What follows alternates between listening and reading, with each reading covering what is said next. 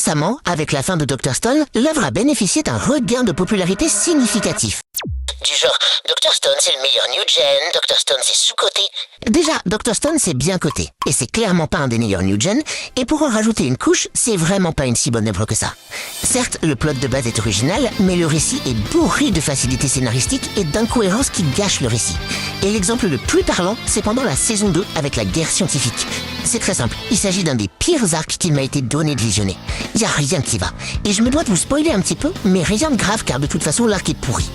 Pour vous la faire courte, Senku et Tsukasa, qui est le grand méchant de cet arc, rentrent en guerre dans l'objectif de contrôler une zone stratégique hyper importante pour l'avancement de l'histoire. Le problème dans cet arc, c'est qu'on assiste à une guerre où les stratégies sont débiles, comme le fait de construire un tank en papier et que ça marche. La guerre n'est qu'un prétexte pour pouvoir donner un semblant d'enjeu à l'arc, et absolument tout est prévisible. La trahison de Hyuga est hyper prévisible, et on comprend vite que Senku ne doit de toute façon jamais perdre.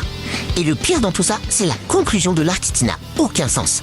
Arriver à faire une guerre sans faire couler le sang et utiliser le retournement de situation avec la petite sœur de Tsukasa vient complètement casser la dynamique de l'antagoniste impitoyable.